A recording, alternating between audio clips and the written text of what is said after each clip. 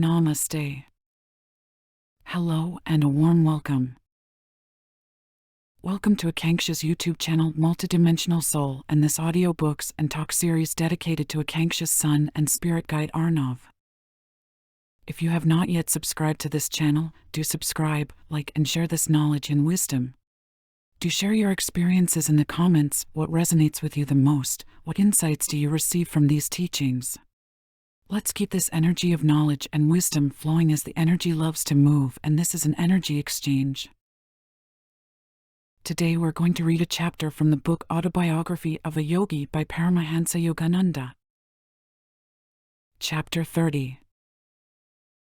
The Law of Miracles. The great novelist Leo Tolstoy wrote a delightful story, The Three Hermits. His friend Nicholas Roerich has summarized the tale as follows. On an island there lived three old hermits. They were so simple that the only prayer they used was, "We are three, thou art three, have mercy on us." Great miracles were manifested during this naive prayer. The local bishop came to hear about the three hermits and their inadmissible prayer and decided to visit them in order to teach them the canonical invocations. He arrived on the island, told the hermits that their heavenly petition was undignified, and taught them many of the customary prayers. The bishop then left on a boat. He saw, following the ship, a radiant light. As it approached, he discerned the three hermits, who were holding hands and running upon the waves in an effort to overtake the vessel. "We have forgotten the prayers you taught us," they cried as they reached the bishop, "and have hastened to ask you to repeat them." The odd bishop shook his head. "Dear ones," he replied humbly, "continue to live with your old prayer. How did the three saints walk on the water? How did Christ resurrect his crucified body? How did Lahiri Mahasaya and Sri Yukswar perform their miracles? Modern science has, as yet, no answer, though with the advent of the atomic bomb and the wonders of radar, the scope of the world mind has been abruptly enlarged. The word impossible is becoming less prominent in the scientific vocabulary. The ancient Vedic scriptures declare that the physical world operates under one fundamental law of Maya, the principle of relativity and duality. God, the soul life, is an absolute unity. He cannot appear as the separate and diverse manifestations of a creation except under a false or unreal veil. That cosmic illusion is Maya. Every great scientific discovery of modern times has served as a confirmation of this simple pronouncement of the rishis. Newton's law of motion is a law of Maya. To every action there is always an equal and contrary reaction. The mutual actions of any two bodies are always equal and oppositely directed. Action and reaction are thus exactly equal.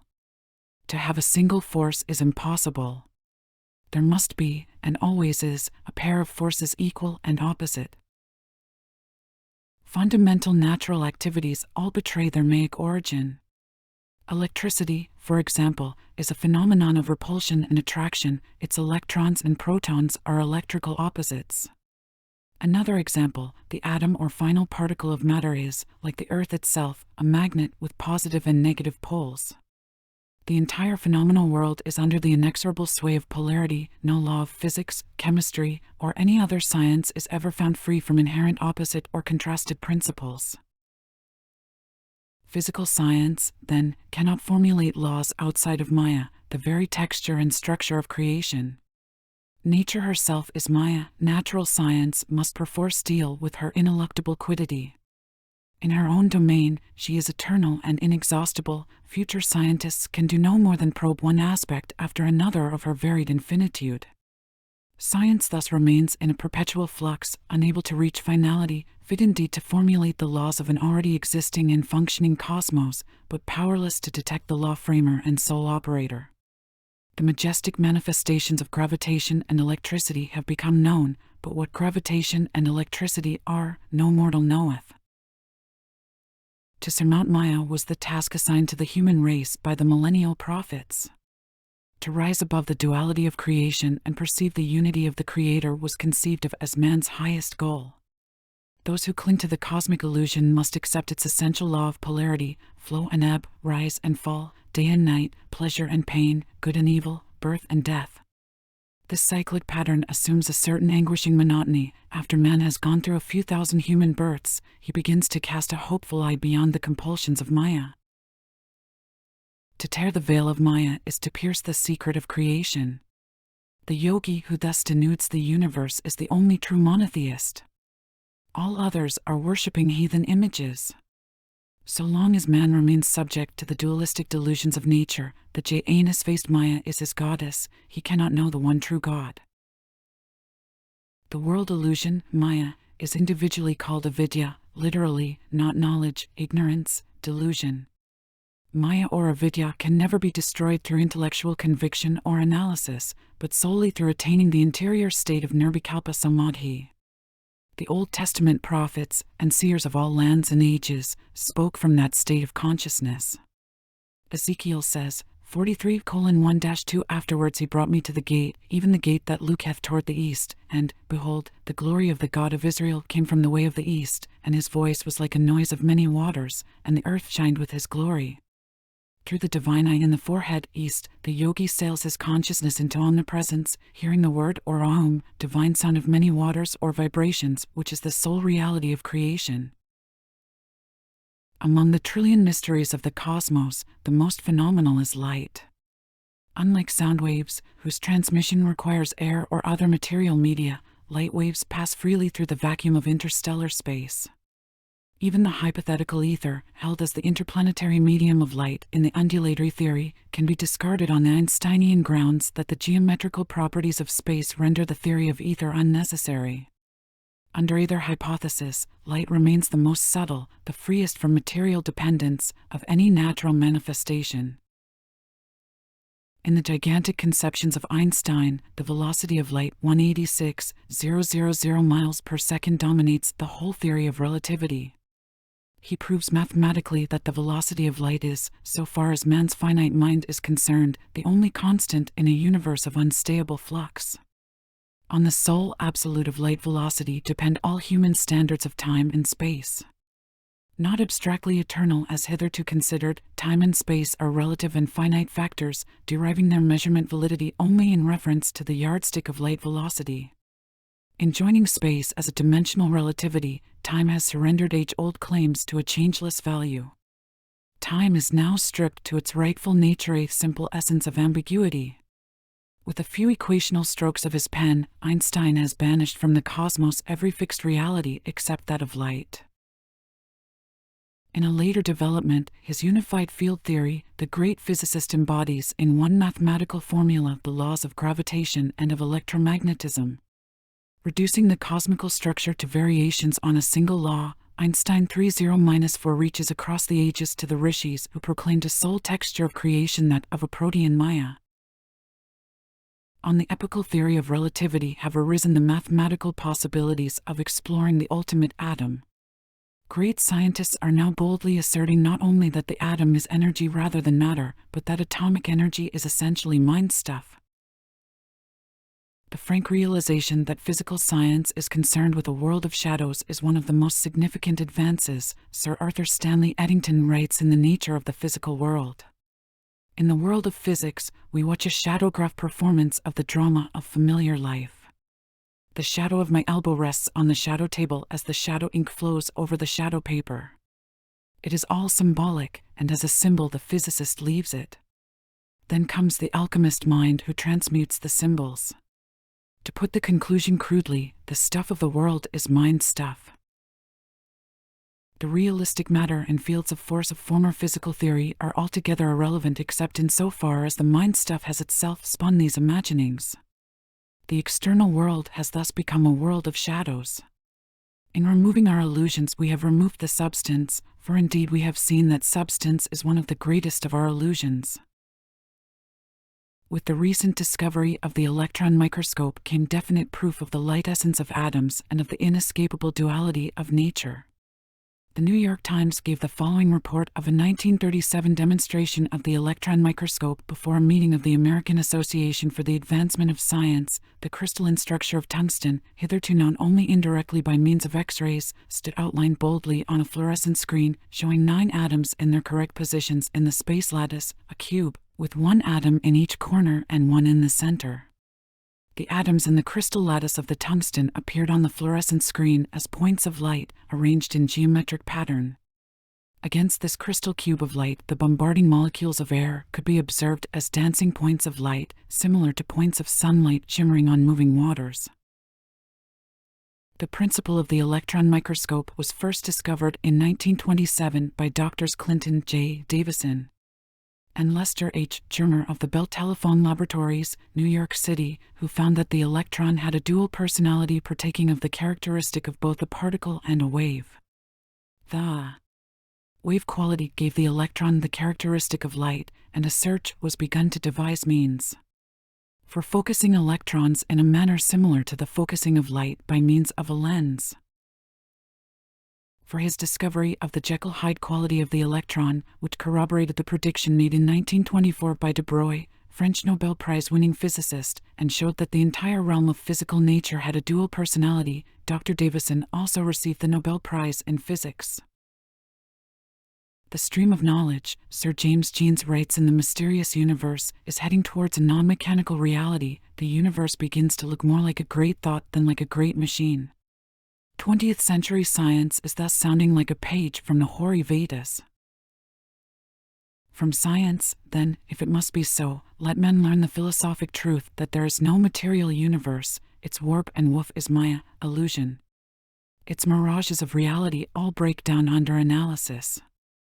As one by one the reassuring props of a physical cosmos crash beneath him, man dimly perceives his idolatrous reliance, his past transgression of the divine command, "Thou shalt have no other gods before me."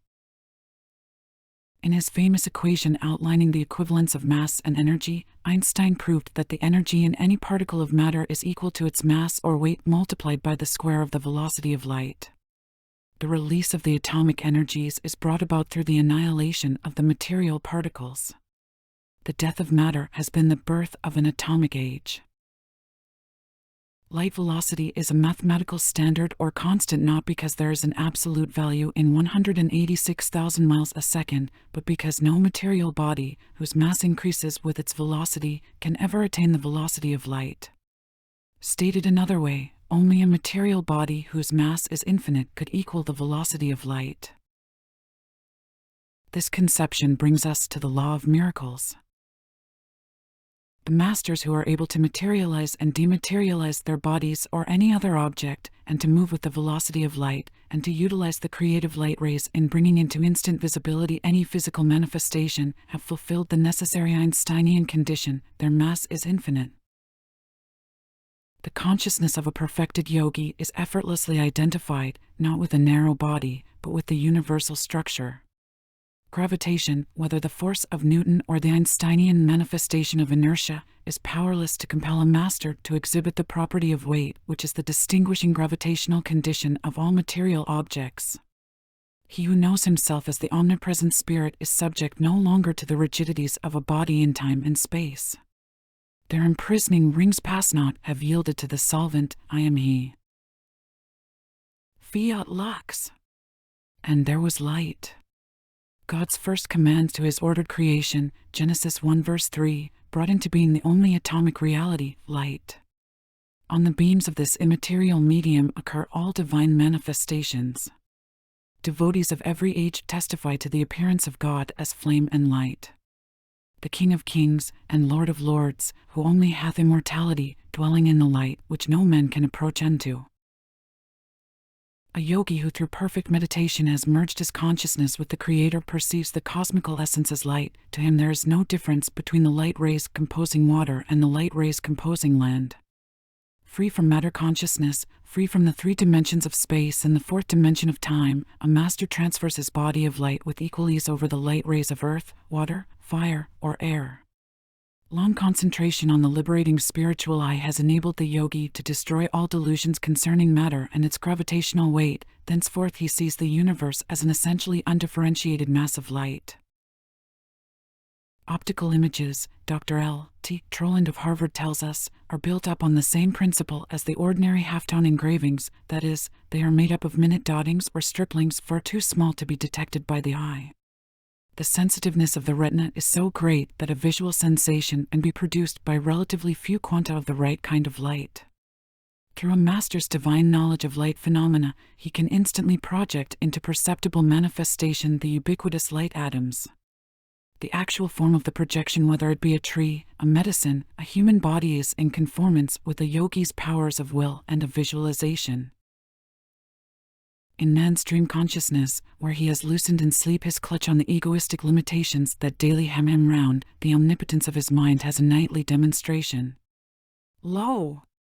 There in the dream stand the long-dead friends, the remotest continents, the resurrected scenes of his childhood. With that free and unconditioned consciousness, known to all men in the phenomena of dreams, the God-tuned master has forged a never-severed link. Innocent of all personal motives, and employing the creative will bestowed on him by the Creator, a yogi rearranges the light atoms of the universe to satisfy any sincere prayer of a devotee. For this purpose were man and creation made, that he should rise up as master of Maya, knowing his dominion over the cosmos. And God said, "Let us make man in our image, after our likeness, and let them have dominion over the fish of the sea, and over the fowl of the air, and over the cattle, and over all the earth, and over every creeping thing that creepeth upon the earth." In 1915, shortly after I had entered the Swami order, I witnessed a vision of violent contrasts. In it the relativity of human consciousness was vividly established. I clearly perceived the unity of the eternal light behind the painful dualities of Maya. The vision descended on me as I sat one morning in my little attic room in Father's Gerber Road home. For months World War I had been raging in Europe. I reflected sadly on the vast toll of death. As I closed my eyes in meditation, my consciousness was suddenly transferred to the body of a captain in command of a battleship. The thunder of guns split the air as shots were exchanged between shore batteries and the ship's cannons. A huge shell hit the powder magazine and tore my ship asunder. I jumped into the water, together with the few sailors who had survived the explosion. Heart-pounding, I reached the shore safely. But alas! A stray bullet ended its furious flight in my chest. I fell groaning to the ground. My whole body was paralyzed, yet I was aware of possessing it as one is conscious of a leg gone to sleep. At last the mysterious footstep of death has caught up with me, I thought. With a final sigh, I was about to sink into unconsciousness when lo! I found myself seated in the lotus posture in my Gerber Road room. Hysterical tears poured forth as I joyfully stroked and pinched my regained possession, a body free from any bullet hole in the breast. I rocked to and fro, inhaling and exhaling to assure myself that I was alive. Amidst these self-congratulations, again I found my consciousness transferred to the captain's dead body by the gory shore. Utter confusion of mind came upon me. Lord, I prayed, am I dead or alive? A dazzling play of light filled the whole horizon. A soft rumbling vibration formed itself into words. What has life or death to do with light? In the image of my light I have made you. The relativities of life and death belong to the cosmic dream. Behold your dreamless being. Awake, my child, awake.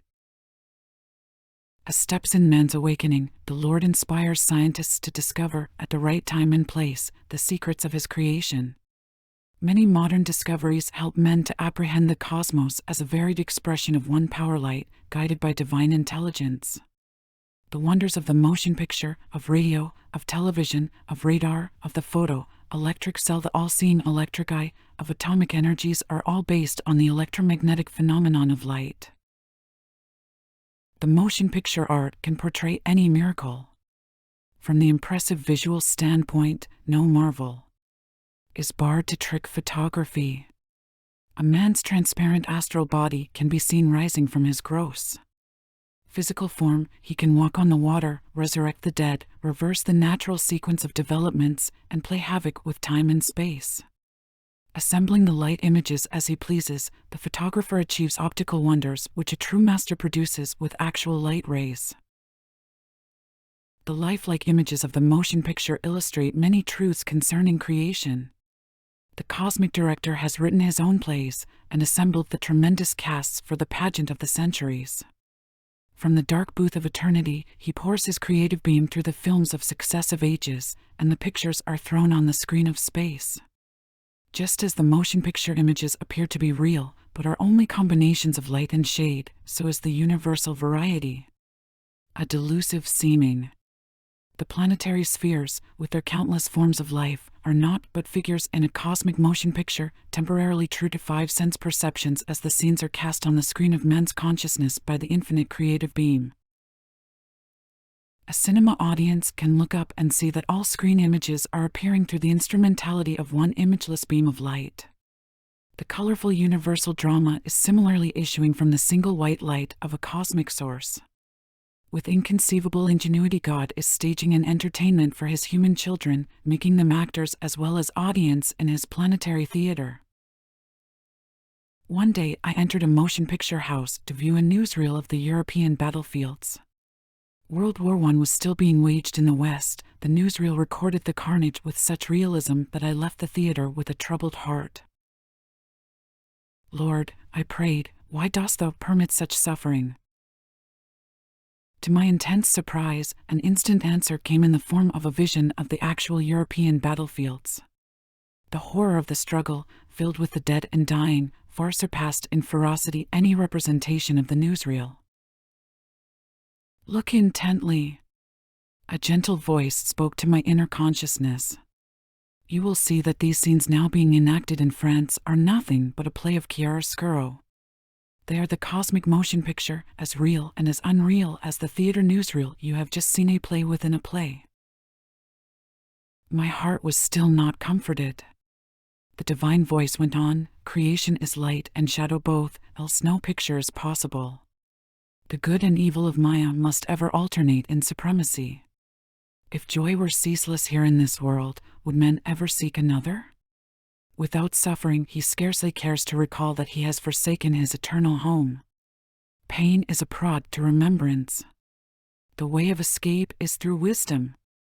The tragedy of death is unreal. Those who shudder at it are like an ignorant actor who dies of fright on the stage when nothing more is fired at him than a blank cartridge. My sons are the children of light. They will not sleep forever in delusion. Although I had read scriptural accounts of Maya, they had not given me the deep insight that came with the personal visions and their accompanying words of consolation. One's values are profoundly changed when he is finally convinced that creation is only a vast motion picture, and that not in it, but beyond it, lies his own reality. As I finished writing this chapter, I sat on my bed in the lotus posture.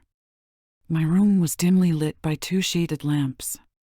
Lifting my gaze, I noticed that the ceiling was dotted with small mustard-colored lights, scintillating and quivering with a radium-like luster.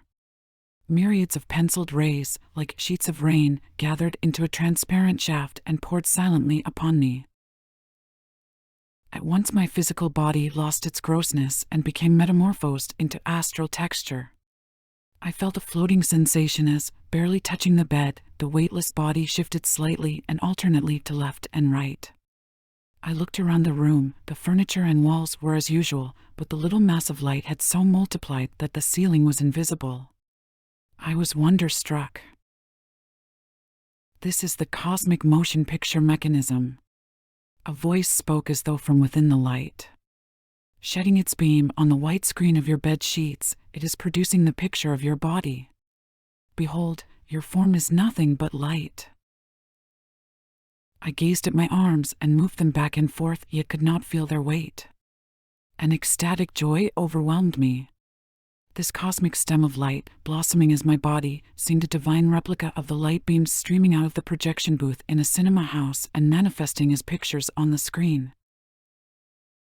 For a long time, I experienced this motion picture of my body in the dimly lighted theater of my own bedroom. Despite the many visions I have had, none was ever more singular. As my illusion of a solid body was completely dissipated, and my realization deepened that the essence of all objects is light, I looked up to the throbbing stream of lifetrons and spoke entreatingly. Divine light, please withdraw this, my humble bodily picture, into thyself, even as Elijah was drawn up to heaven by a flame. This prayer was evidently startling. The beam disappeared. My body resumed its normal weight and sank on the bed. The swarm of dazzling ceiling lights flickered and vanished. My time to leave. This earth had apparently not arrived. Besides, I thought philosophically, the prophet Elijah might well be displeased at my presumption. End of chapter. Thanks so much for tuning in.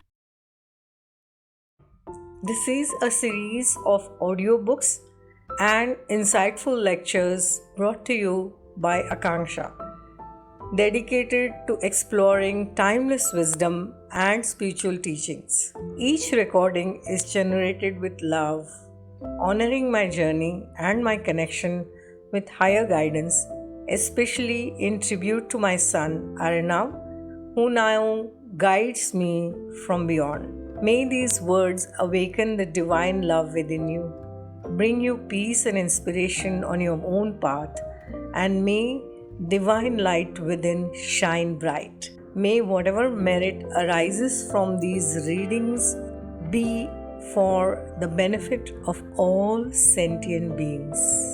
Namaste.